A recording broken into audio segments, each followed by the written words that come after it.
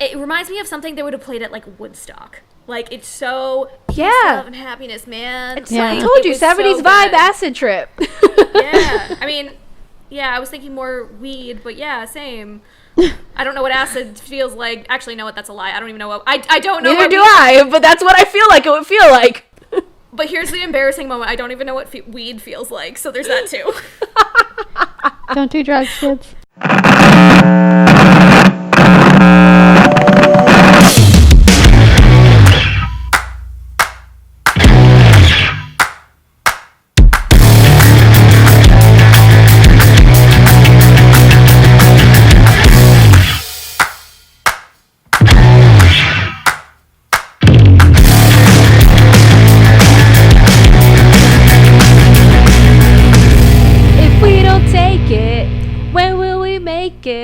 I make plans to break plans, and I've been planning something big. And we have something big planned for you here on the Moshpit Podcast. Welcome, Mosh He's and Mosh She's and Mosh Thems. I am Michelle V, joined by my co-hosts, your favorite scene, Nana, because she gives you sweets when mom isn't looking, Brianne B, and the always positive, bubblegum smiled, and snakebite-hearted Kelly D. So, we've been dousing your ears in hot fire flames reviews of some of the newest albums in the scene. If you haven't listened to Machine Gun Kelly's Tickets to My Downfall, Seaway's Big Vibe, and Girlfriend's self-titled debut album, do yourself a favor and don't go listen to them. Go listen to our track by tracks to prep your ears for the listening experience. Plus, if you're skipping episodes, you're totally missing out on inside jokes. So do yourself a second favor and binge all of the Moshpit Podcast. We'll wait. Okay. All right. Okay. Really, it's only like 1, 2, 3, 4, 5. 6. We've got 20 episodes. It's max 24 hours of a commitment. Not bad. Guys, we have reached a full day's worth of content, and I think that deserves a round of applause. I mean, we have no shame. We'll clap for ourselves. I'm proud of us, guys. So proud. That's a lot of content. That's like multiple Netflix shows that people have to go binge right now. Just think about how much time we did leading up to that. Like, not only did we record most of the time longer than the actual episodes because we just like to bullshit for hours on end, but like prep and everything, like, this has become a big part of our lives. I'm proud of us for sticking with it. I am too. I'm not crying, you're crying. Alright, so I promised something big planned for this episode, and well, it's been a minute since we, on our music podcast, talked to actual musicians. So we have the pleasure of welcoming the Break Plans to the Moshpit Podcast today, who I, being a Jersey girl, felt immediate kinship to, as they are also Jersey boys. And hopefully you will feel some kinship as well, but that will have to wait, because first, as always, music news!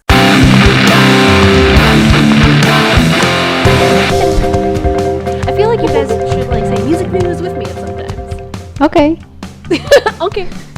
Alright. You want to do it right now? No, we don't have to do it right now. Okay. Alright, starting off, we have a new song from a very old band. The Dangerous Summer released a song called I'm Alive. And I used to listen to Dangerous Summer when I was in high school.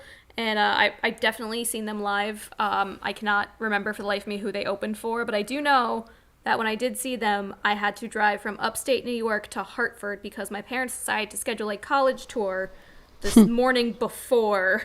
And they're like, we're going to make a weekend of it and stay overnight. And I'm like, well, I'm going to leave at like 6 a.m. on Sunday so I can go see the show. Bye. Okay, bye. Okay, bye. Anywho, the first strum of the guitar, all I heard was Jumper by Third Eye Blind, and I just really wanted to start screaming, I wish you would step back from that ledge, my friend. And yes. Then I realized it was not Third Eye Blind. No, Because dude. it's the exact same guitar, 100%. 1,000%. Like, for me, it was the same thing, because I wasn't really digging AJ's voice as much as I usually am, because I think it was a little third eye blind to me. Because it's not bad, but it was just, he's got unique vocals, and I don't want him to sound like anyone. It legit, for me, was Jumper, and there was moments where I was like, I thought it was going to jump into the chorus, like you said. Yeah, it was, I just missed, like, he used to have so much power behind his voice. Like, in the Permanent Rain, it was, like, so, like, raspy and aggressive, and this one, he just sounded so almost like defeated emotionally. So yeah, it was good. It wasn't as good as their old stuff. I'm hoping that if they do come out with more, that it will be, a little bit more old school. Literally just listened to the beginning again, and I definitely agree with you. I didn't hear it the first time around, but I just now re-listened to it, and it absolutely is the same exact melody. It's like perfect. I actually kind of liked it. It was a little on the slower side, but I actually kind of liked AJ's voice in it. I guess, like, it definitely sounds different, I think, than some of, like, his raspier, more passionate, I guess, songs.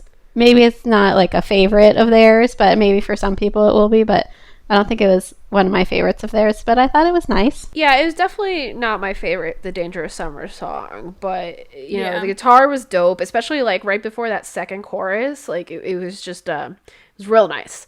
And lyrically, I thought it was actually quite good. I thought it was beautiful, but maybe for me, any song that has the word hallelujah in it is just automatically labeled that in my head. I think because of the song Hallelujah, which is a beautiful song. It's a fair assessment. Quick side tangent about Hallelujah. So when I saw Paramore live, like the one time, like before when it was the original 5, they have a song called Hallelujah, and they started off with like, I heard there was a secret chord, and then she let the crowd sing the Hallelujah chorus, and then dropped out, and it started their song. That's beautiful. Chef's kiss, best thing ever. I would cry. I think I cry every time I hear that song. That's one of my favorite, like, Paramore songs. They have, on their live album, they have it recorded that way, too. And it's so great. So do yourself a favor, go listen to Hallelujah from Paramore's live album, because it is chef's kiss great. So yeah, Paramore's Hallelujah, great. The Hallelujah Dangerous Summer, not so great. But you know what is better than this? You versus Yesterday's new song, Better. I don't think we've talked about You versus Yesterday on the show yet. And I think lately, and correct me if I'm wrong, I feel like we tend to talk about the, quote unquote mainstream, or at least, as mainstream as you can get when it comes to pop punk songs.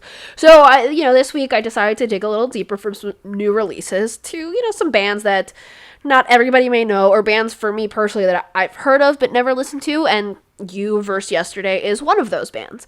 And as soon as I put the song on, it just absolutely stuck out to me, because those vocals literally jump out at you, like, from, like, into your ears and into your soul.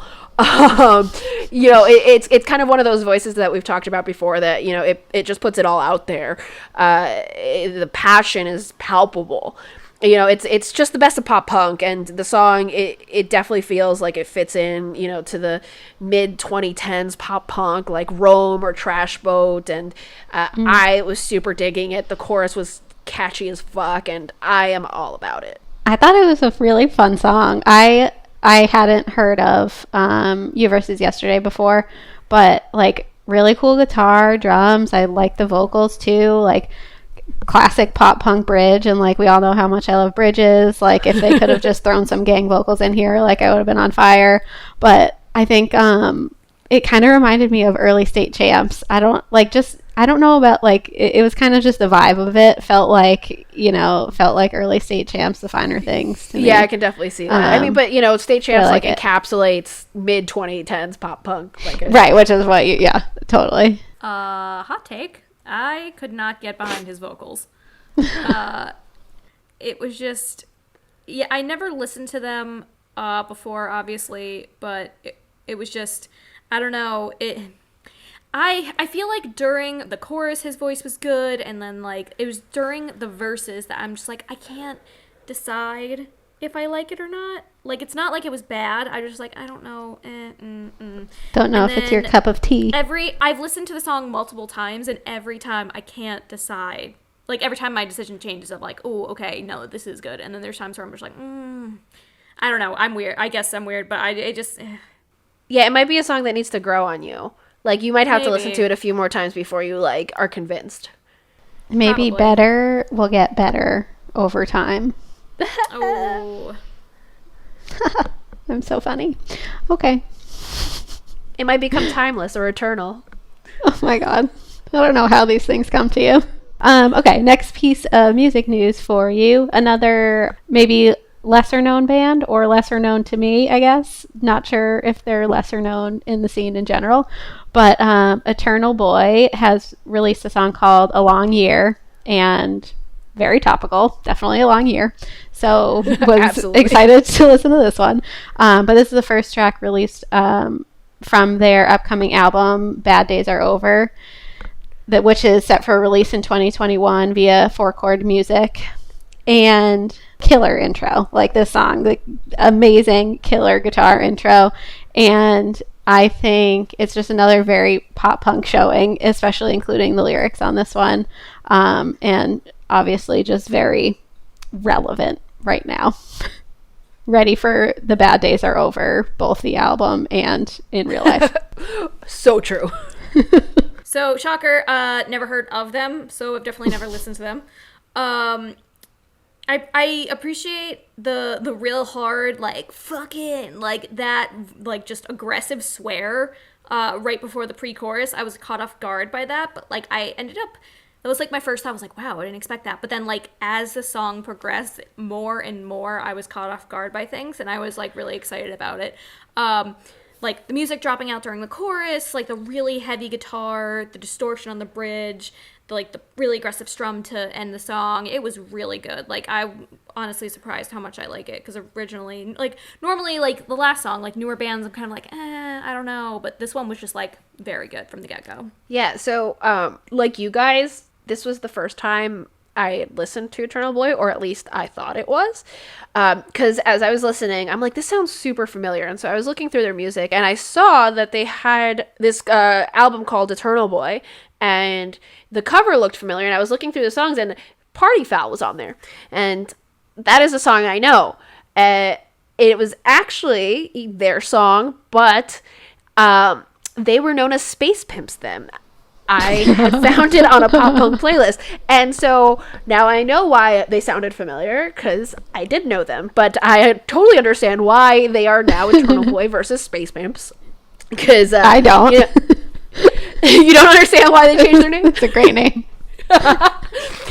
I mean, I think, if they want to get anywhere, then probably not having Pimp in their band name would suit them. Probably. Yeah, but no, I'm totally a fan of the song. It has some real nice, like, hard guitars, and a great variety in, like, the pace of the song. It was great. The end of the song was great too. Like, I said great a lot, but yeah, so it was great. It's great. No, but the end, the little stutter stop, and then it was just one more great. like rah kind of. I loved Yeah. that. It's another song that's just, like, so pop punk. I was actually, like, jamming out to it, playing air guitar and air drums, and just moshing in my room to it. And yes, I was moshing alone. I was also moshing while I was watching the All Time Low live stream Basement Noise tonight. I mean, we're all going to be moshing alone for quite some time, because I'm not going to want any other Yep. random humos touching me. The saddest statement I've ever heard. Yeah. But very true. So true. I mean, who's happy these days? Can't Swim just came out with a new song called Who's Happy, and unfortunately, not me. Oh my God. I was really Brie trying is to get on hard to Claire's please voice. today. I am. I don't know if it's just that I've been in a sassy mood the past week or so, but his voice was just so weird. Like, it gets a little bit better during the chorus. It's very distinctive, but, like, he sounds like he's holding his nose while he sings. Like, he sounds like he has a blocked nose, but it's not like it's it's not like I'm making fun of his voice. It sounds like he's faking that's what his voice sounds like. He sounds like he's a cartoon trying to put, or like a cartoon voice guy trying to make a different voice. Like, it was just weird. And it was very mellow, and it was just, I mean, there's a time and a place for that, but it just kind of seemed very monotonous until you hit the bridge, and then it kind of changed up. After that, I was like, okay. Yeah, I think I actually thought it was really catchy, and like me too, one of the first things I noticed was that, wow, his voice sounds really different from other singers in our scene. Like, his voice just sounds very different from a lot of like the raspy, passionate, like pop punk singers that we know and love. But I didn't necessarily take that as a bad thing. I kind of at first it was like kind of surprising, and I was like, oh, okay. And then I kept listening, and I think once I got over the fact that it was so different, I started to enjoy it a little more. Yeah, vocally for me, it was a little Owl City. Oh, no. How? Yeah, it had that kind of like... Maybe like the pitch of it. No, it was like almost... I don't know when I use the word airy, because I don't think that's the right word, but it definitely, for me, was a little Owl City. Go back and listen to it again. Listen to Owl City and then go back. I mean, I didn't do that actual thing, so maybe I'm completely off base, but it's fine. So, I mean, besides the vocals, which, I wasn't fully sold on, but the music... It's also only just one song. Yeah, that's true. So I feel like, give him the benefit of the doubt and listen to some more. Because musically, it may have been kind of all over the place for me, but I say that in the best way possible. Because he was very chill and boppy, almost indie, but then that bridge was pretty intense, and it gave me almost like the electro vibe in the late 2000s neon pop punk era. Like, think Cash, Take It to the Floor, but less pop. Yeah, I think when you said indie, that's it. It did kind of feel like it had some indie influences, maybe. Yeah. I'm not 100% sold, but you know what? I give them like bonus points because they're from New Jersey, so... And Michelle's a sucker for her Jersey boys. I am. I'm also a sucker for some watermelon sugar. That was a terrible segue. So the Maine covered Watermelon Sugar, and I was so down with it. I'm always down with the Maine, especially their covers. Like their cover of the Justin Bieber song, I Want to Love You, Let Me Love You. I think so. Love Yourself. Love Yourself. That's the one. Love Yourself. Yeah, like I loved that cover. I mean, honestly, I heard that song before I heard the Justin Bieber version, and I thought it was theirs, and I was like, wow, this is a great song. And then I heard Justin Bieber, and I was like, wow, Justin Bieber is covering the Maine. Yeah, right. But no, I instantly felt soothed as I listened to it. Felt like an acid trip music video in like a 70s vibe. That's kind of what I felt as I was listening to it. Almost as if they took their sound and mashed it up with a more Harry Styles vibes, like from Sign of the Times, and then applied that to Watermelon Sugar. Very scientific of you. You know my chemistry, how it works. So, I had no idea that the Maine had covered Justin Bieber until right now. Oh, so it's a good one. Yeah, it is a good one. I promise. They also covered Rihanna. Yes. Wait, really? Yeah, bitch better have my money. Okay, I need to go do it's very good. To do a Maine deep dive. That'll be my task for this evening. Okay, so I guess it's not so much of a hot take. I thought it was a hot take when I was listening to it, but I like this version better than Harry Styles's.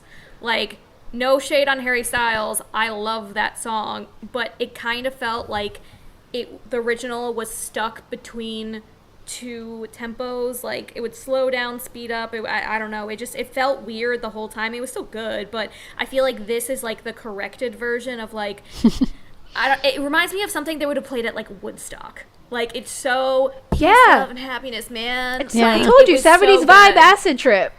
Yeah. I mean, yeah, I was thinking more weed, but yeah, same. I don't know what acid feels like. Actually, no, that's a lie. I don't even know what... I don't know. Neither do I, but that's what I feel like it would feel like. But here's the embarrassing moment. I don't even know what weed feels like, so there's that too. Don't do drugs, kids. I just love this song, and I love John's voice on this song. In my opinion, the Maine has always just been really amazing at covers. Like, Love Yourself was really good, but even like way back in their earlier days when they did like Pour Some Sugar on Me. Like, they've just always been, I think, like, so good at covers, and they make it so, like, uniquely their own, but it's never to the point, like, I don't think, where it's like, oh, they ruined it, like, you know? So I mean, to me, the Maine and John can do no wrong anyway, but they did good. Yeah, John's just super talented. Yeah, very much so. There's no one like him. There really isn't. Next song for new music, No One Like You, released by We the Kings, and another fun We the Kings song for sure. I love a good tambourine, so there's a bunch of tambourine there in the beginning, got me going. I felt like this was like meant to be a Maroon 5 song, except for the interesting talking, rapping situation in the bridge, which felt like Hollaback Girl, but then the Maybe I Am yell out of nowhere. It was kind of all over the place for me, but I didn't not like it. Yeah, I was surprised by the rap part. I was like, ooh, what is this rapping, clapping? And for me, I didn't really get a Hollaback Girl. For me, it was like almost 303. Maybe that's because they're on the brain. Spoiler alert for 5 seconds from now in the future. 303 has released a new song. But yeah, I mean, it was threw me off, but regardless, like, I loved it, that little yell he did, and like the song. So for me, the song, like, it took me somewhere. Like, for me, you know me, I like to paint my scenarios. I was instantly transported to, like, a casino scene in a James Bond movie. And, like, James Bond is making eyes at some beautiful woman who was later going to turn out to be a spy, trying to get him, you know, for this greater plot of world domination. And this is, you know, this is coming from, like, someone who's seen one James Bond. But that's what I got out of it. I was literally about to say, I'm like, did we listen to the same song? Because where the fuck did you get that from? That's just Bond? Literally, that's what came to me. That's how I felt in the moment. But, you know, honestly, so I think that says something for the song, that it took me somewhere. But aside from that, like, it was okay. Like, it was, for me, a second-rate The Cab song. Ooh, the cab is just, like, very, very, very high, though. So, like, second rate still pretty good. Okay, fine, third rate. Okay. Ooh, come on now. Yeah, I wasn't digging it, I'm gonna say. So I've loved We the Kings since high school, but, like, after the couple, like, their first, like, 3 albums, after that, they kind of faded off to me. And then we recently talked about another song that they they released. And, like, we were all like, yes, they're back. This is it. And while this does remind me of their older stuff, I feel like it's a little bit more updated. But at the same time, like, I don't know. I loved the bridge and the rapping and the scream. I cannot picture Travis screaming, but at the same time, I was just so here for it. I thought it was a good comparison between that and then the intensely poppy, almost bubblegum style of the rest of the song. Mm-hmm. I really liked it. I wouldn't say it's one of their best songs, but I definitely think it's better than their most recent stuff. Like, it's not prime time We the Kings, but it's definitely not as bad as their most recent stuff has been. I would disagree. It just didn't really hit, you know? Mm. All right, so next song that was recently released is Shameless by We Were Sharks. And, oh my god, yes. Absolute headbanging music. I fucking loved it. It was just like, so good, you know, and there was just so many great parts to it. I don't know where to start. But, you know, for one, I feel like we tend to ignore the bass a lot when we talk about songs. But the bass in this is absolutely fucking killer. And pay attention to that, you know? And this is like before, this is another song that I was legit dancing to as I listened to it. And, you know, I'm a fan of We Were Sharks. And this definitely solidifies my love of them. They're, because, you know, they're one of my, like, under the radar bands. You know, I love them and I'll never skip a song, but I never go and put them on. Actually, you know what? No, that's not true. Because I have definitely put on Bridge Burner to listen to that, because, you know, we all sometimes are just in that burn every relationship I have down to the ground kind of mood.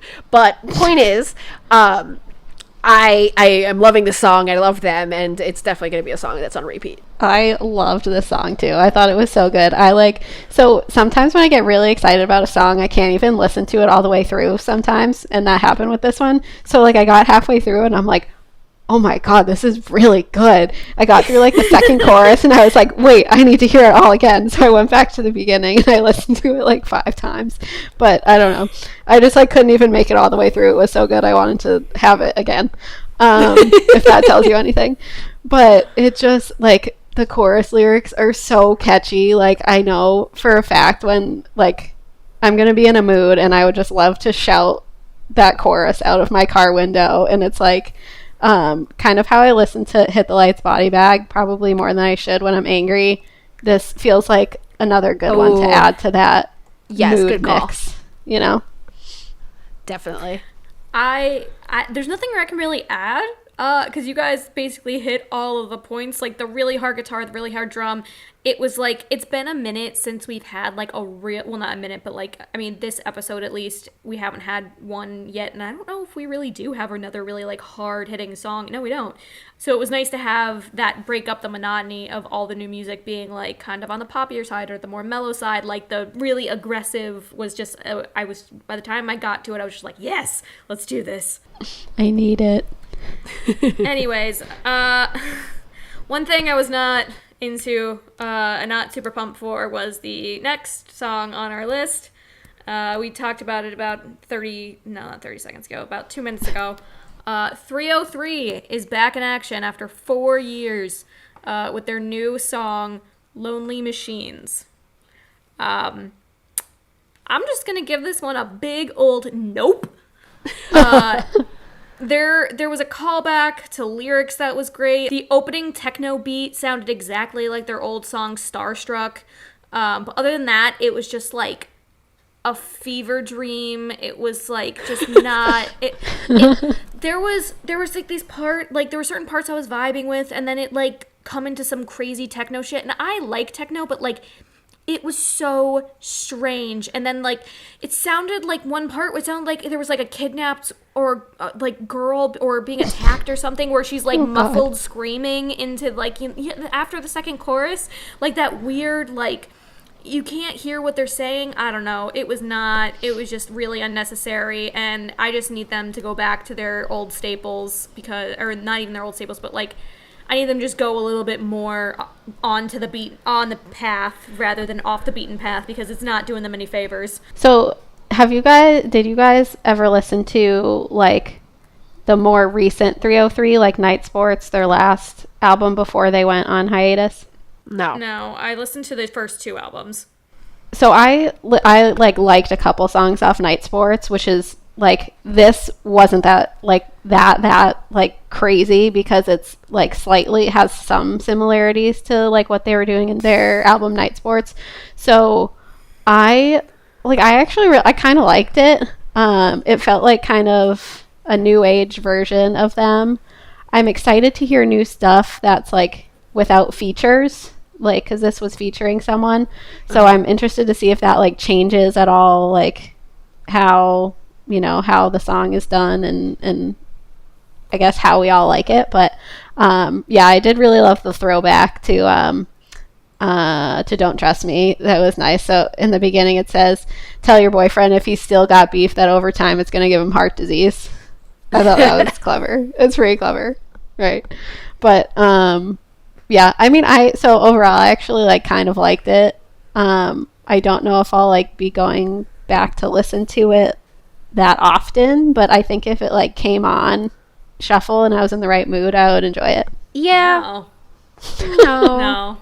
For me, the callback was the coolest part of the song, and I guess, it probably has a little bit of what to do what you said, a little bit of what you said, Kel, that I didn't listen to Night Sports. So for me, this is not 303, and so if I'm going to keep listening to 303, that definitely needs to go back to the old 303, because we all know they're here to cater to me. Hey, and me. Yeah, and you, Brianne, of course. Because we're the most important. Obviously. No, it was weird. I guess it's new. It was interesting. It's worth a listen, but I won't listen to it again. Do better, 303. Says Michelle. Yeah, that's what I'm saying. Do better. Do you know who did have success with techno songs coming out? Who? All Time Low. But they have success with everything. They have success with everything that they put their beautiful little fingers on. Okay. All Time Low released a remix of Monsters, and it was remixed by Phil Thorpe Evans, who is the ex-bassist of Neck Deep, and he has this new project called Problem Child.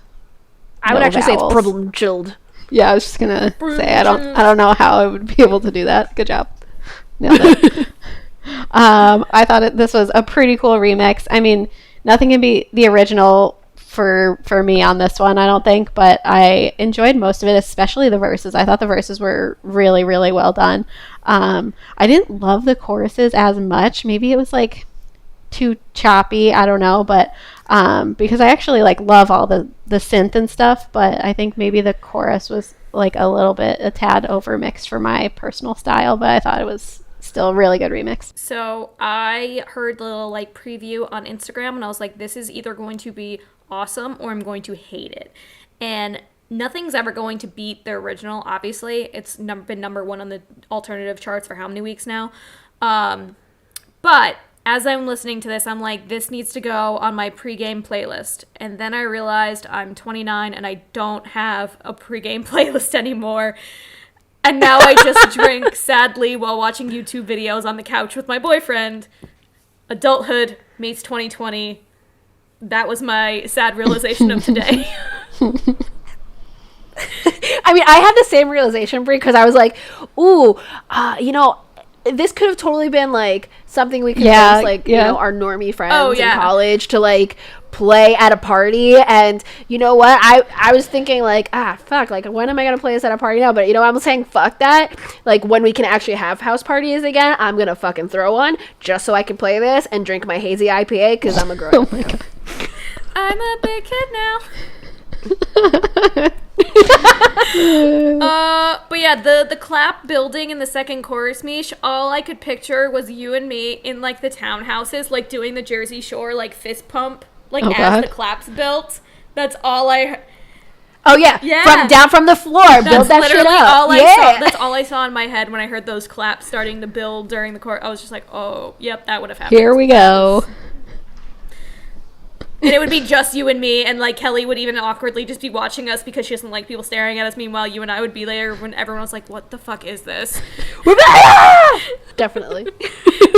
But I was a huge fan of this. I've never been a person that's gonna listen to like EDM, synthy kind of stuff in general, like unless it's pop punk.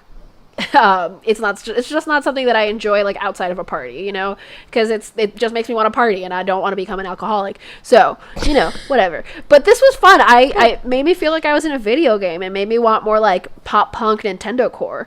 And I thought it was great. And honestly, I don't know if this is my fully formed opinion, but initially I thought that Alex's voice in this fit in better than the original version, so maybe I'm leaning more towards this is like a better version, but that's, like I said, not my fully formed opinion.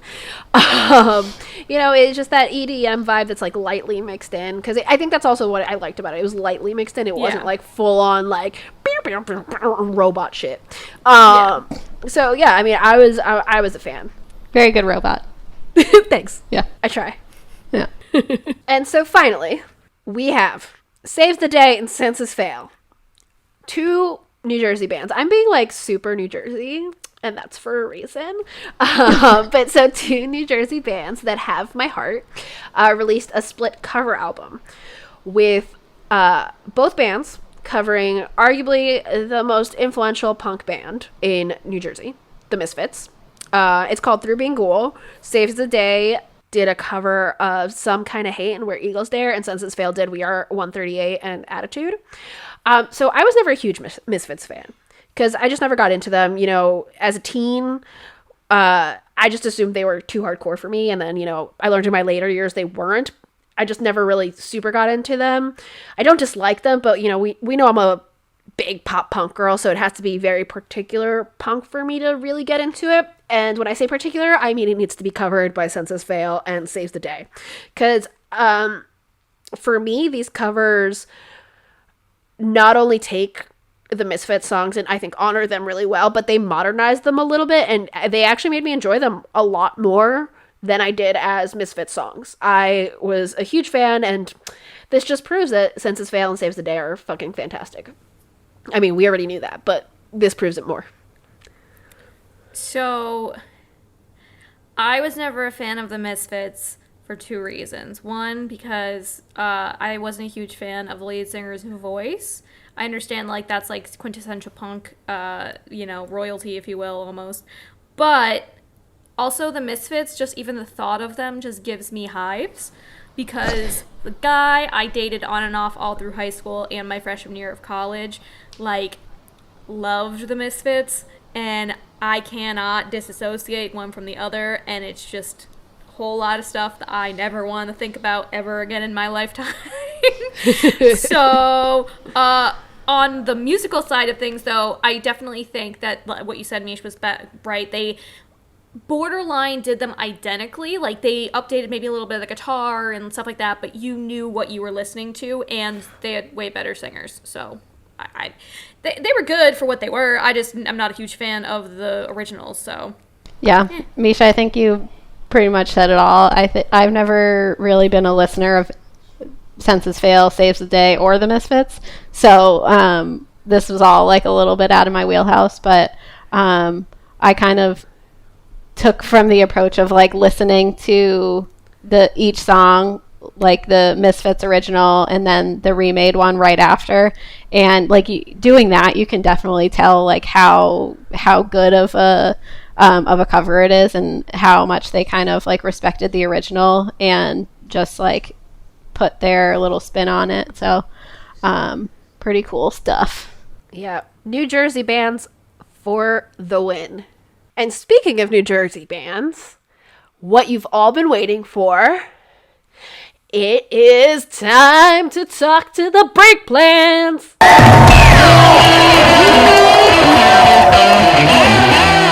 So, based out of Freehold, New Jersey, the Break Plans creates melodic indie pop music you can dance to with an alternative rock vibe, or quote-unquote rock and roll with an EDM soul, as the guys put it. The Break Plans officially came together when Mikey Strauss finally found Colton Braun, the lead singer, the traditional way, through a Craigslist ad. They recently released a new song, Crossroads, which I have to say is high-key glorious. So welcome to the Break Plans. We are so excited to have you. Absolutely, yeah. Thank you for having us. Absolutely. We're so excited. It's for our fans out there, we actually connected because they reached out to me on Instagram. They slid into my DMs, if you will. God, as that makes it classic. Our DMs, first of all, young lady, we share that account. First of all, it was my personal account, so dang, I didn't know that. Take it back. But they sent me one of their songs, so it was like what's the word I'm looking for? Not at fate. Networking? Serendipitous? Yeah. No. Yeah, sure, we'll go with that word. But yeah, we're super excited to have you guys on. So it is a new tradition. Actually, you guys are going to be the second people to do it on the show. To get our interviews going, we're going to start. We've started this tradition of playing Guess the Lyrics. To get us warmed up. So we're gonna not sing. We're gonna say lyrics to you guys, and you have to guess the band and the song. Hopefully, you guys don't end up looking like idiots. But the guy who did it before you guys was very good at guessing the band, but sometimes forgot the name of the song, or vice versa. So you get credit if you get one, but you get like bonus points if you get both. I'm so bad with naming songs, but I'm good with bands. So we'll see. Yeah, I'm bad at both, so we'll see how painful this is.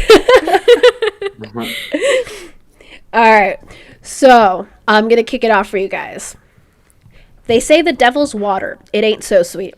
You don't have that's- to drink wait, right now. That's the Killers. It's the Killers, and it is. They say And it is. It's on their second album. They say the devil's Yeah, what ain't so sweet. You don't have to drink right now. you can do the But you can dip your feet every once in a little while. I can't. Oh, see? When you were young. When you were young. When you're young. Yeah. There you go! Ding, ding, ding, It ding, comes after that ding! instrumental part. When you were young. Yeah, you just gotta. We can sing Yeah. it. You know, but it takes a little bit to register. Yeah. That's the thing. You guys can sing it. We're not going to sing it for you because then that'd be way I too know, easy. it's hard. It's so hard to just speak the words to some of these songs. And we love Yeah, when you know it so well, you just want to like, la la la. All right. we love the Killers too. So All right, next one. It was the wicked and wild wind blew down the doors to let me in. Coldplay, shattered Viva the La Vida, windows. no? Yeah. Yeah. That was a Didn't even layup. let her That was finish. a layup. Well, I mean, Yeah, it if was. you're giving us Killers and Coldplay, I mean, we'll be pretty good at those. Oh yeah, we're a little bit nice. Pick some bands you might We like. try to stick to your influences. I was gonna say they definitely read our bio. No. No, I don't know what you're talking about.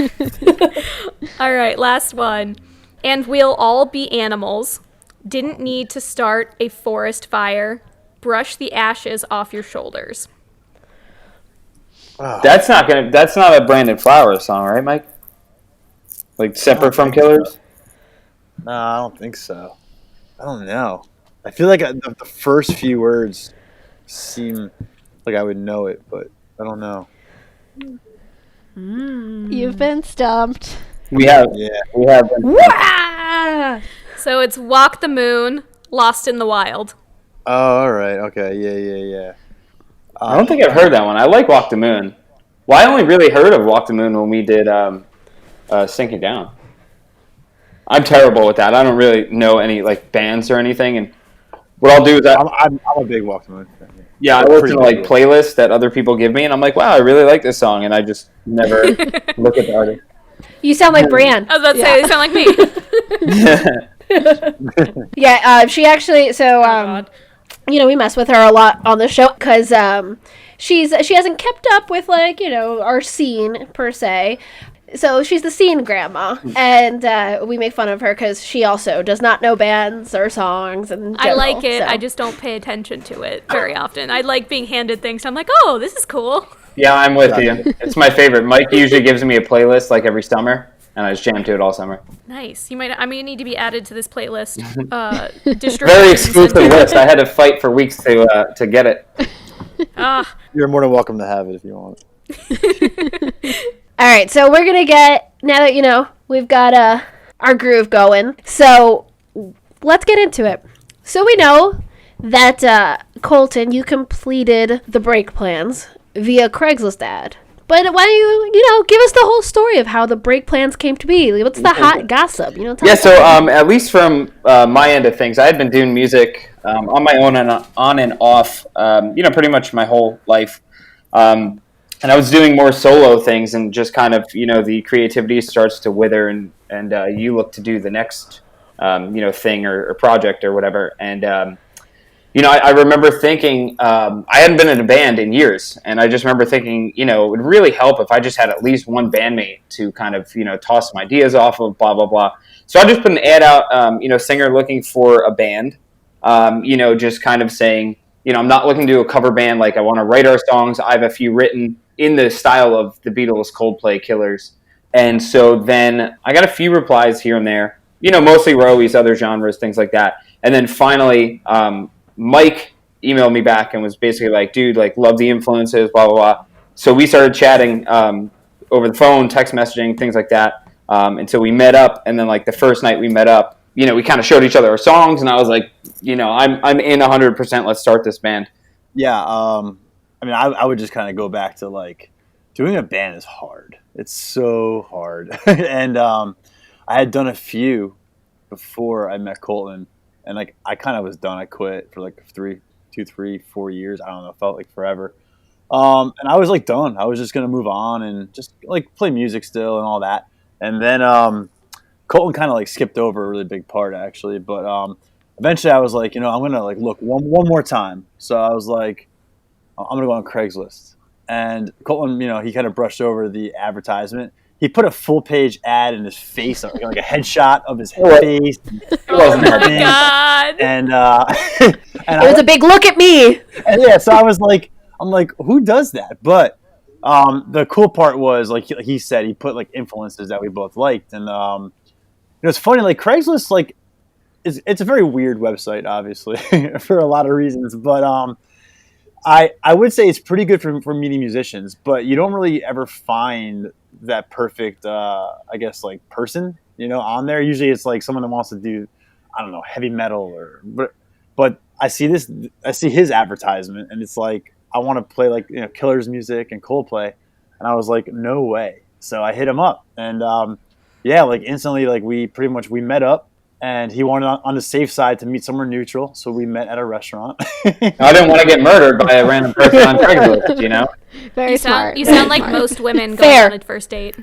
Yeah, it was kind of like that. And finally, then we came back to my place afterwards. Ooh! And that's where the magic happened.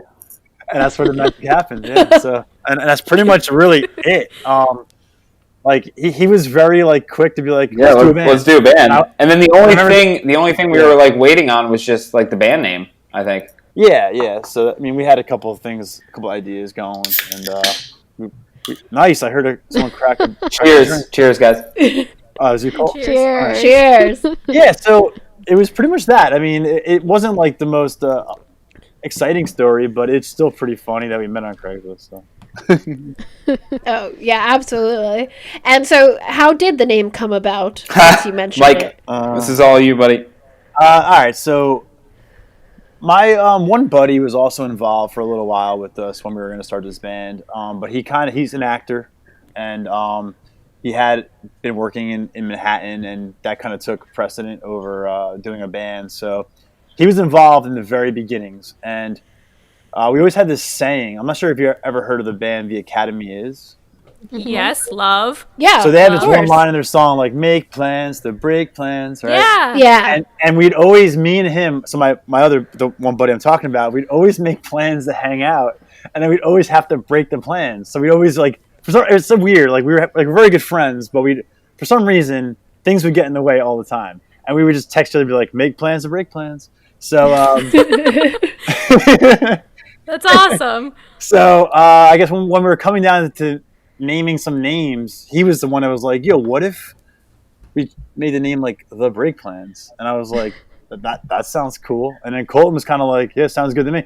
And then and Colton wanted me to tell the other part of the story. That's why I let you go. He's telling the nice PC version of the story. Yeah. We don't want to hear PC. We want to hear the real stuff. All right. So that name was what came out that night, and it was like we all met up to hang out for my birthday. So that's when we were going to do like our band name idea. And I had just met Mike. Yeah. All right, so I'm trying to make this quick, so I don't want to get too long-winded here. So my buddy that made the name with me, we were like day drinking all day for my birthday. It was a beautiful day, and Colton came over like around like 5, and he wanted to catch up. So he bought like a little bottle of tequila and like a 6-pack of Miller Lite, probably. And he like was pounding these drinks and this tequila. Oh no! And I remember being like to my buddy, I'm like, yo, this is not going to end well. So. We were going to go into Asbury Park that night. Right. It was going to be like kind of like this bonding thing for my birthday. And like the new band going to hang out.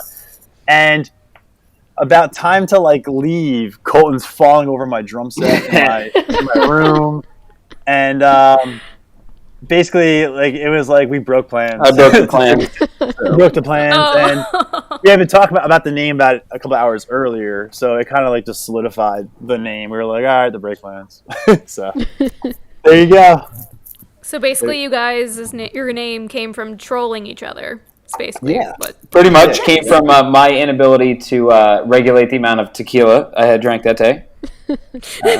Yeah, we all battle that sometimes. Yeah. I was also really hoping too. Like the next day, I was like, God, I really hope he doesn't like not want to do a band with me now. Oh man! Oh, I remember you. We had pizza too earlier, and we had onion powder and garlic, and by accident he poured the whole onion powder on his. Oh God. Pizza. Oh no. It was a sloppy night. It was a sloppy night. It's sloppy. All right. Anyway, so that's how the band name came about. I love it. That's a really great story, I must say. So you talked a little bit about some of your influences, and that's kind of one of the things that brought you all together. But who are some more of your influences, and what, I guess, did you learn from them and kind of try to bring into the break plans? I'll just start this real quick. I always go back to, and I know you know my influence, but I'll pick a specific thing. So I should go to Chris Martin, the singer of Coldplay.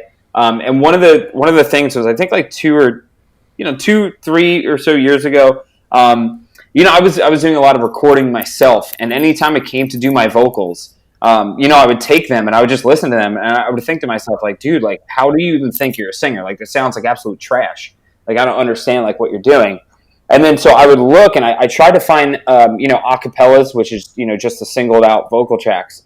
So I tried to find acapellas of like Paul McCartney, John Lennon, Chris Martin, Brandon Flowers, of these guys that I liked. And so I found, I want to say it was Yellow or something, and I found Chris Martin's isolated vocals from those tracks, and I played them, and I was like, dude, these aren't even close to perfect. I mean, like, he sounds like Chris Martin, but that doesn't mean he sounds perfect all the time. And I think that was sort of my biggest influence to kind of stop being so harsh on myself and realize that your voice doesn't need to be perfect. Being unique definitely helps, but I don't think perfection is something I ever strive for anymore. And I think that really helps in terms of songwriting, singing, playing even. When you just strive for a certain level of musicianship and uniqueness, and you stop striving for perfection, I think that's really what helped me come together with Mike in terms of writing our own songs and creating our own sound for the break plans. Again, just not striving for perfection and striving for something that's, legitimate, that we can, easily tackle. And I would say that I was a huge, and still am a big pop punk fan. Woo! Like love like Fall Out Boy, and I could name a million bands, but like even like the Academias, although they're not like pop punk per se, but like They're on the fringes. Cartel, The Starting Line. And it's funny, I always wanted to do a pop punk band, so we're kind of going back a little bit years wise. But anytime I'd ever write a song, it would never sound like a pop punk song. It would sound like this like 80s like spin off. I don't know, like my own style of whatever. And I would always get kind of like bummed out.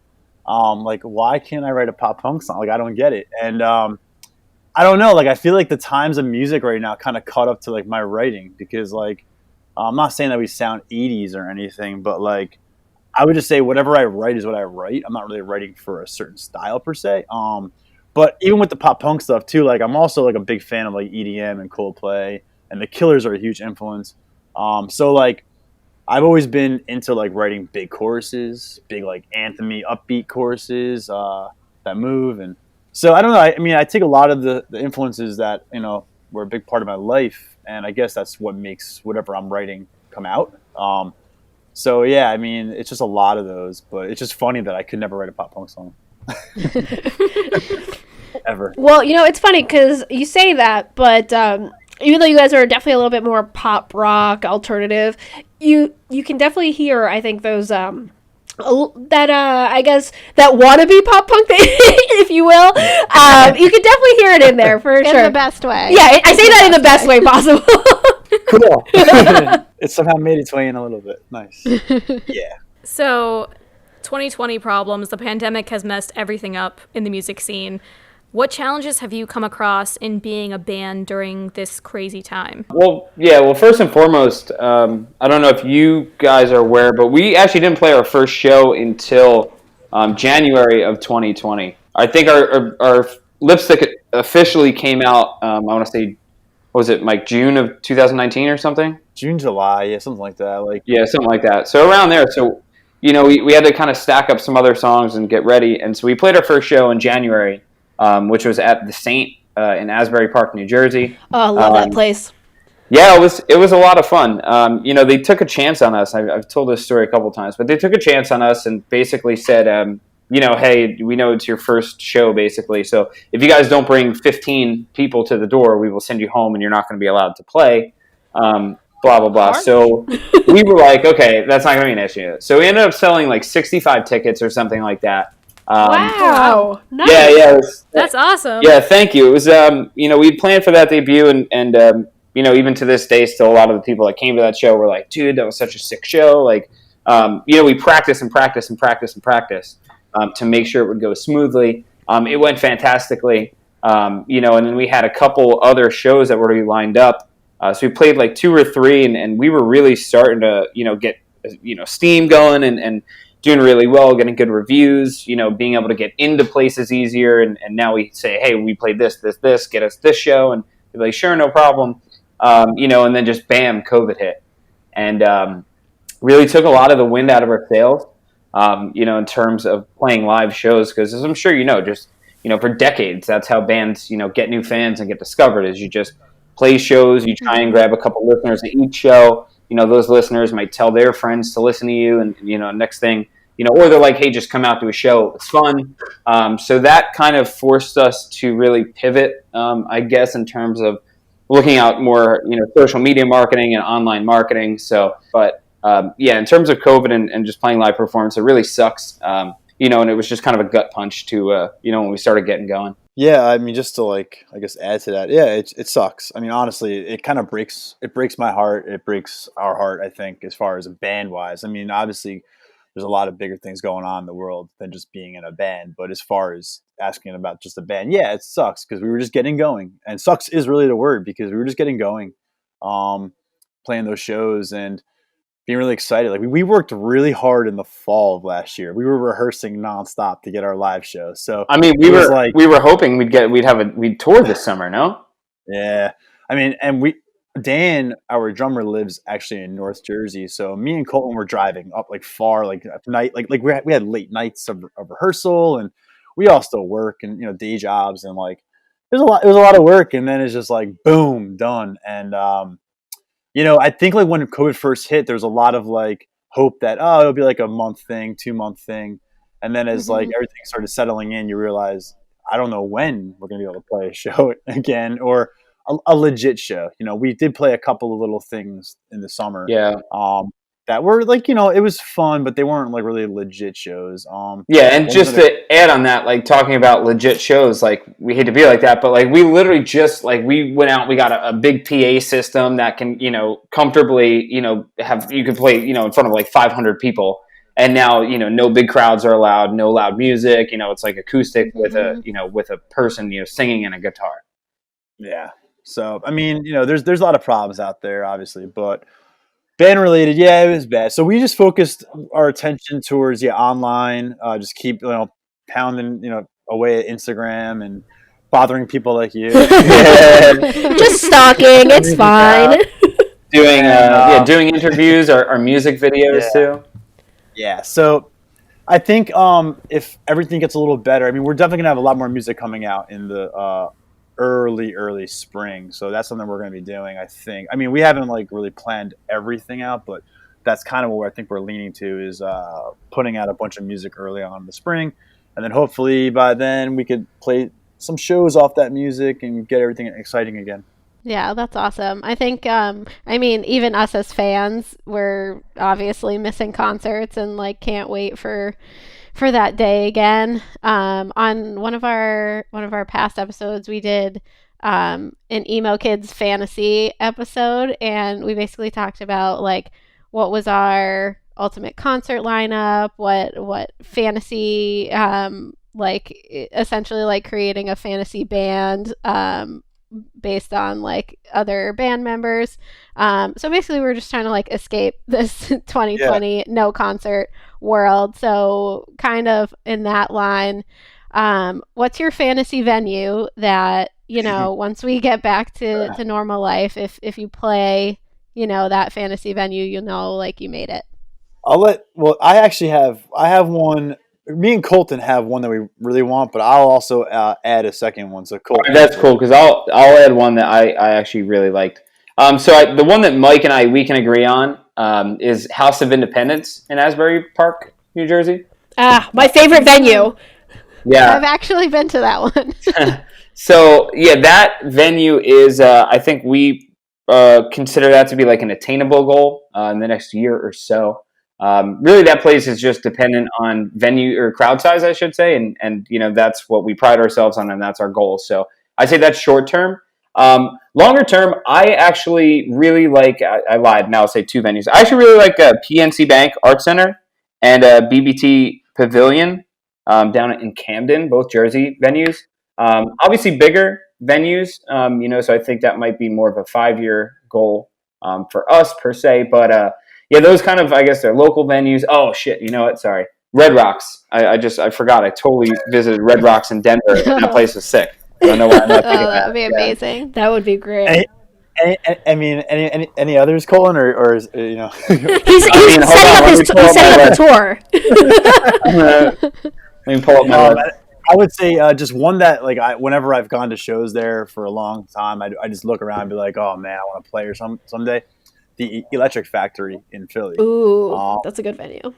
Yeah, I mean, I don't know. Again, shows aren't happening right now, and I haven't been there in a while. But that place was like the place for a long time, and like just sitting on standing in the upper area and seeing shows. I mean, I don't know. I think it'd be a really cool place to play. I just have a lot of history there myself. So nice, yeah. Those are all great venues, and obviously I'm the Jersey girl here, so I've been to all these venues you guys are talking about, in the area, right? And I literally me being in Florida, I'm like, I don't know anything that's going on right now, so. I know. I'm in Boston, so I've been to a couple of the Jersey venues when Michelle makes me go that way. Nice. But yeah, no, I mean it's cool, like connecting with bands like this because eventually you'd like to see them there, and I mean I can totally picture you guys up on stage, and because your music is, Mikey, I think you mentioned it, like you like to write that anthemic stuff, and I definitely can see having a crowd sing back to you, and when I first listened to your song, not in my head, yeah, so I first listened to it on my phone, but I was actually jamming to it today on my boyfriend's speakers, and he is a bit of an audiophile, like a little bit pretentious, and he calibrates his shit to just an obnoxious level. But I'll admit it really makes a difference, and and I heard it in your song. It's an incredibly well mixed and just well produced. It's great. And so can you guys talk to how, when, where you produced all the music you've released so far? Yeah, so the first 4, I want to say, what was it? Lipstick, Sinking Down, Nod My Head, Let Go. Those were all done with a producer out of Lancaster, right, Mike? Lancaster? Yeah, I think it's Lancaster. Yeah, so they were done with our producer. His name's Carl Bonner, out of Lancaster, Pennsylvania. He used to be in a band called Cheerleader. And we hooked up with him before we actually released anything as a band, just kind of through some personal connections and some, professional groups and things, kind of got his contact information. So then we did Lipstick with him. So we went to the studio where the band, do you know the band Live? Nope, can't say that I do. Oh, from the 90s. Yeah, they're like this big band from the 90s, and they had this custom-built recording studio in York, Pennsylvania. So we went down and did everything for Lipstick Number in that studio. Got the mix back from Carl, and we were like, "Damn! This is absolutely unbelievable." We love this. So we ended up working with him for those first 4 songs. So specifically, "Not in My Head" was done with Carl, and then mastered by my mate in Australia, Nicholas Roberto Di Lorenzo. He's a mastering engineer down in Australia. And he's a great guy. I think he's touched all of our songs except 2. And then just kind of as we, moved along, when we got to City Lights and Crossroads, we just kind of worked with a different producer who's more local to us. So his studio is about 45 minutes north of us. So typically what we'll do is anywhere from 1 to 3 days, we'll go into the studio, record everything, get a mix back, and then just kind of, hold on to it. We have one that's fully finished that we're just waiting on right now. But that's kind of our process. Mike and I, we do demos by ourselves, but like you said, when you hook it up to good speakers and just that wonderful mixing and production and mastering, is done because we hire, the right people to do that. I'm not good enough to be able to, mix a radio song. So, we kind of put my pride aside and decided to hire the professionals. And to this day, I'm very glad that we did, because if we didn't, I don't think we would be speaking with you, and I don't think we'd be anywhere near. That's actually a funny story, because Colton, like, back in the day, was like, "Yo, I want to produce all our songs," and I was like, and I didn't really know him that well yet, because we just met, and in my mind, I'm like, "No." I was like, "No, I don't trust." I was thinking, Nah, So it was funny, like, after like doing a couple of demos with him, I think he started realizing that we need to reach out to a producer. So a little backstory to the backstory. How do you feel? So, like Michelle said, she like first listened to your song on her phone, and I feel like that's kind of like the average listener's experience now, right? Like, people listen on their phone, their computer, with cheap headphones from Amazon. Do you think stuff like that sometimes takes away from the listening experience? Or I guess how do you guys try to listen to music to like get that clearly produced listening experience? Well, it's funny. I'm very much like whoever it was his boyfriend before. I have my studio, which has my really nice monitors in one room. I have like 7.1 surround sound on my main TV. I just moved into a new place, so I plan on like getting Sonos everywhere. But yeah, for me, I mean, it's just I don't really bring too much emphasis into the fact. I mean, there's always the joke. I'm not gonna bring it up, but like producer memes. They have their own memes and stuff, and it's like the joke of $60,000 console, $10,000 microphone, this 99-cent earbuds that you listen out of. But honestly, I think it goes to the technical prowess and just the the professionalism of the producers and the mixing engineers to understand what it's going to sound like on headphones versus what it's going to sound like if you're actually in the control room of like a fancy studio. Yeah, for sure. I mean, I would just say like in my car, that's where like I could definitely hear and notice differences. I used to have like a really nice car, and then I had to kind of get rid of it. But that car had the best speakers, so I'd always go in there and be like, if it sounds good on this system, then it's going to sound good. So blasting music from the car is probably my favorite place to listen to music. But that's where like a lot of times like sound engineers will tell you like go to a place that you're used to listening to music, like whatever headphones or system you're on. So like, all joking aside, but yeah, I remember like having battles with other sound like engineers, be like, dude, I can't hear the snare in my car. like raise the snare. He'd be like, so then like one time he actually came out to my car. It was awesome. This is way back. But yeah, to answer your question, I think just wherever you're familiar with listening to music, honestly, I think works. I don't think you need to have always the best headphones, as long as you're comfy with whatever you're listening on. Mm-hmm. Nice. So we're going to get a little real here. Because, Mikey, you talked about like, being a fan of pop punk, and, that's kind of where most of our conversations are. And I don't know if you know much about it, but like in the scene, there's lots of issues, obviously, diversity, sexual misconduct and all of that, So as a band, aside from obviously, getting your music out there, and obviously every band dreams of getting big, so you're going to have some sort of influence, some sort of presence. What do you, as a band, like want to do to change the scene to be better, to make it safer? Ooh. Yeah. That's wow. That's very real. I told you, getting real.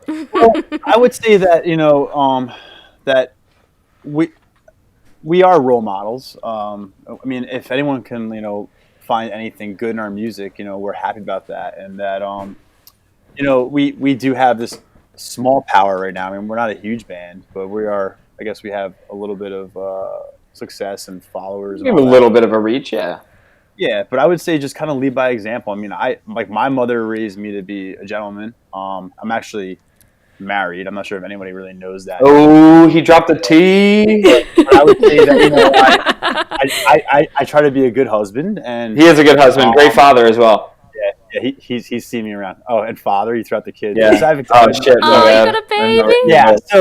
So I mean, I feel like I try to just lead by example, and treat people around me well, my family well, my friends well, and honestly, if we have a bigger platform someday, we'll be able to do more. I mean, that's kind of what we hoped for too, is to be able to use our power as hopefully a successful band to do, to reach out into the community, to help others that are going through issues and all that kind of stuff. I mean, to me, that's kind of what makes it worth it.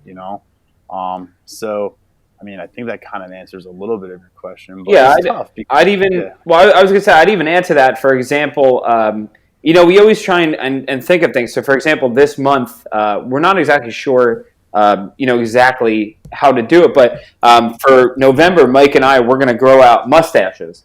And one thing I was thinking was, $1 a day, and whoever breaks first has to like match the other person's or something like that.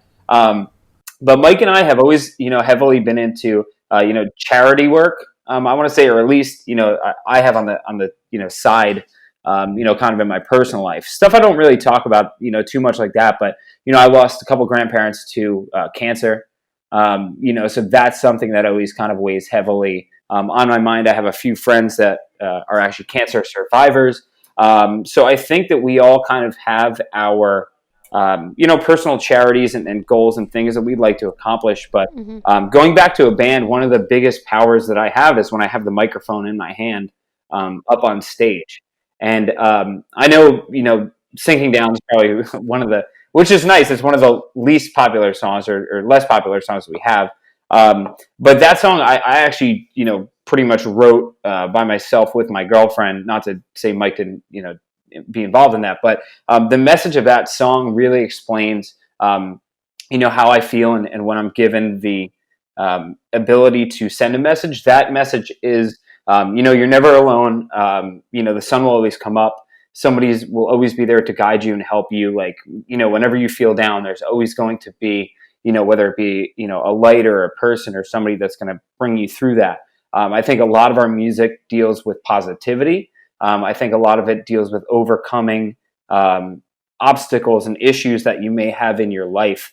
And even if it's something as simple as writing music for other people to enjoy, I think that is something that we try and take advantage of and use to our ability to, if you will, make the world a better place, or just, try and help some people get through their day. Love that. That's awesome. I just got some goosebumps. So we're going to give you a little bit of a break. That one was a tough one. We're going And we get a to, so we're going to do, I just poured a glass of wine. I actually texted Mike on the side when you're like, oh, we're going to have a hard one here. I was like, yo, good luck, Mike. You take time. This one's all you. well, no one knows that I'm married or have a child, so that's pretty big breaking news. So that was my attempt at like a music news. The only thing is it has nothing to do with your wife or your kid. It just has to do with at some point too. I understand Mike. He's going to want a private side to his life as well. For sure. Me, I've always kind of been one who loves the spotlight kind of deal. So I would love like the fame and the interest and the behind the scenes and the gossip shit that goes on. But I know Mike's not like that, so he just kind of keeps private and has the family thing, and we don't really bring it up too much, I guess. Yeah, and we've talked about that on the show before because as fans, you do get some insight into like the bands you love, their lives, and especially in today's age with social media, you get like such a a clear picture that you almost feel like you know them, but it's you got to be able to draw those lines, and sometimes it's hard. It is hard sometimes, but I mean, it's one of those things too. Like like we are a band, and our main goal is to to make music that we like and people can like, and not draw the line there, but that's kind of what we want. Yeah, everything else kind of comes second. Yeah, that's our main goal. for sure. I completely understand. it's nice to, want your goals to be achieved, but at the same time, you have to figure out where you're comfortable sharing your life with your fans so that way they can connect with you. Absolutely. And it's funny, too, because, like, I probably have dinner with Mike and his family, like, at least once or twice a week, probably. And we're usually, like, Snapchatting or not, like, Instagramming together and things, so they see it. But, yeah, there's always that level of, I don't want to blow up Mike's, spot, kind of let him be comfortable with, whatever he wants to share. For sure. So on to the quick speed round. It's Would You Rathers. Just lightning fast, first instinct. If you want to explain your answer, feel free. All right, number 1. Would you rather collaborate with Blink-182 or Machine Gun Kelly? They just recently, Travis Barker just recently collabed with Machine Gun Kelly, and we have very strong opinions on both of these bands or people. So we're interested to see yours. All right, I'll go first. I'll say Blink, and I will go on record saying I'm not an MGK fan. Welcome to the team, friend. I would say Blink because I was and still am a very big fan of them. So, obviously they changed a little bit. They don't have Tom in the band, but Yeah. life goes on. All right. So would you rather be in or recreate My Chemical Romance's Helena music video or Drake's Hotline Bling music video? Ooh. Well, I don't think I know the Drake video, but I know Helena very well. That's funny. I know the Drake video. I know the Helena. So the Drake video is that stupid meme of Yes, Drake meme dancing of in him that just big puffy dancing. coat. Yeah, I'd say big no on that one for me. So the other one, which I haven't even seen, I'll vote for that one. So My Chemical Romance's video is this huge dance number in like a church during a funeral, and like there's like It's pretty epic. Hundreds of That sounds more epic. Yeah, I'd say more. And also too. okay. Mike and I we both appreciate cinema and like have shot video and we typically shoot our own video and stuff. So that sounds a lot of a cooler concept than just dancing in Hotline Bling. I respect it. All right. Would you rather cover Mr. Brightside or Shut Up and Dance? Mr. Brightside, 100%. Yeah, I go Mr. Brightside, a million percent. Yeah, yeah. God, Well, yeah. Song's so. I just wanted to make sure Mike was on the same page because sometimes Mike will be like, "Shut up and dance," and I'm like, "Oh, okay, I thought I was going." Okay. All right. So the next two ones are like you've made it big, you're super popular, everyone knows your name. So would you rather be on The Masked Singer or Dancing with the Stars? Masked Singer, I can't dance for shit. I would probably not be on either. I would just take the day off. I guess Masked Singer. I mean, Mike can sing. Don't let him fool you. He's a very good singer. Thanks, man. There's actually, I'm going to use my time on interviews. So he says there's actually a couple demos floating around in the universe somewhere of Mike singing "Lipstick Number." Right? Is there anything else? I think it's just Lipstick, right, Mike? Yeah. Yeah, there is a hidden version which, if I'm not mistaken, we said we would never pull down. So if you find it, you get lucky.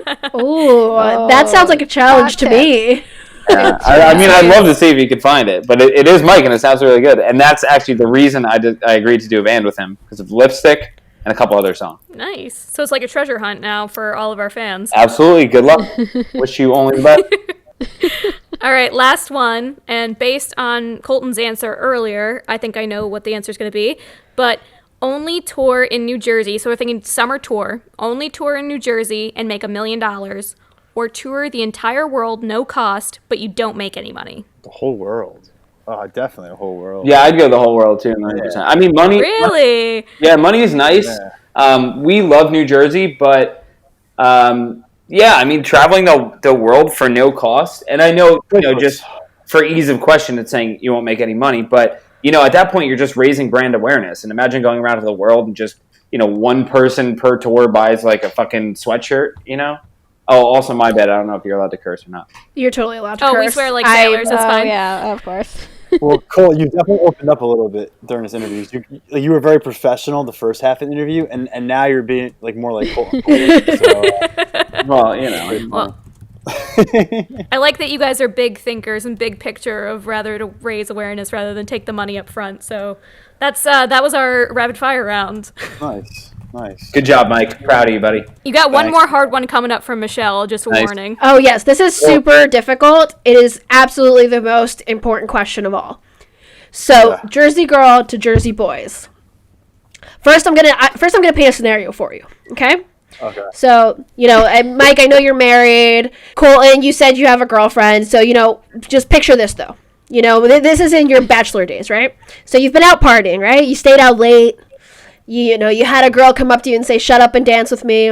It's now morning. You slept maybe 2 hours. Didn't drink any water because you're dope. So that hangover you're nursing is very mighty. And you need a good old-fashioned New Jersey breakfast sandwich. So somehow, you make it over to your deli. You shuffle to the counter in your sweats with your bedhead. And you say, "Can I have a blank egg and cheese on an everything bagel?" Now, there are two ways to fill that blank. And I know you know where I'm going with this. I know where you're going. One is wrong, and you'll be shunned by the Moshpit Podcast from now until forevermore. And the other will grant you fortunes untold by the Jersey Devil. So, my friends, how do you respond? It's a bacon, egg, and cheese. Yeah, no, we were going to joke, but I actually do get a bacon, egg, and cheese. But I know what you're saying. So, Mike, do you want to try and do this on 3? Because I'm pretty sure we'll have the same answer. Sure. All right, ready? 1, 2, 3. Pork roll. Yes! Welcome to the Moshpit family! Taylor Ham is the company. Pork roll is the product. Exactly. It's There not we even go. up for debate. Okay, you guys won. You guys won. Egg and cheese, actually. That's Wait, it. can we throw one back at you real quick? Okay. So, do you believe there is a Central Jersey then? Absolutely. I live in Central Jersey. There we go. So you got the right answer. Yeah, see? I knew we'd be friends by the end of this. Love it. Jersey people know good Jersey people. You know what I mean? I know what you mean. I love it. So, to wrap it up, and I know we talked about this a little bit. You said you guys are, planning on releasing maybe some new music next spring, but what can we expect from the break plans in the next year, pandemic or not? What else can we expect from you guys? Yeah, I'd say no pandemic. You should expect probably an EP of sorts in the next year. We'll definitely have to do it track by track. You should definitely expect more content on our end, whether that be we just got on TikTok, for example. Apparently, so I think what Mike's going to have me do is I think TikTok is like 60 seconds. So I'm pretty sure I'm just going to learn a bunch of 60-second covers. And then so I'll try and do something like every week or so. We'll try and do that. So I actually, like I briefly got to mention, I just moved into a new house. Very excited for that. I now have a dedicated music room as well, which is where I'm in now. So I really do, Mike and I have been talking. We really want to get back to, our roots of just sitting in a room together, writing some music, kind of seeing where that goes. I think just, content, music, and we definitely want to shoot some more videos. But definitely releasing music. Yeah. When, not sure, but I think very early spring. We're considering doing like a live concert shoot. Just gotta like figure out the schematics of that. 'Cause it's a little bit confusing. Just a lot more content. And it's still bugging people on Instagram to check our music out. We have a great social media manager.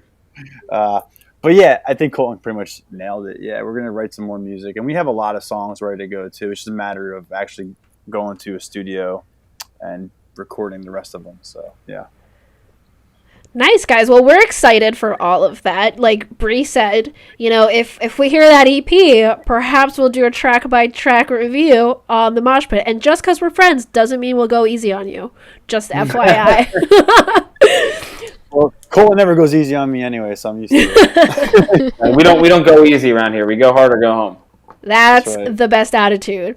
Well, thank you guys so much for coming on. It has been an absolute blast. It was an absolute pleasure for us. We love, like we said, once COVID happened, we had to sort of pivot, and we love doing, interviews and getting to know, people such as yourselves, whether it be podcasts or, college radio or radio. We love talking with you guys. We appreciate the opportunity to be on here. And really, it's, it's very nice for you to have us. So, again, we do appreciate it. Yes, thank you so much. I really appreciate it. Yeah.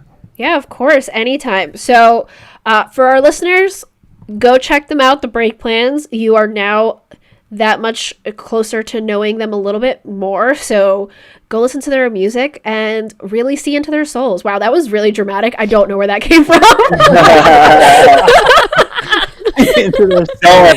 Mike and I were filming like an EPK 2 weeks ago, and it was just me and him, and we'd be looking at the camera, and I'd be like, yeah, that sucked. All right, let's just do that from the top. And we were there for about 3 hours doing it, so we feel your pain. Thankfully, they have editing nowadays. Yeah, for sure. Michelle and I in college were film majors together, and we had to act in each other's films, and every single time we would just look at each other like, this isn't gonna work. It's not gonna end well. We're not. This is terrible. I can't be on camera. And here we are having a podcast. That's so funny. All right. Well, thanks again, guys. Again, everybody go check them out. The Break Plans. They are pretty much everywhere, but go listen on Spotify because that's where everybody listens these days anyway. So until next time, love you guys. #Mosh on.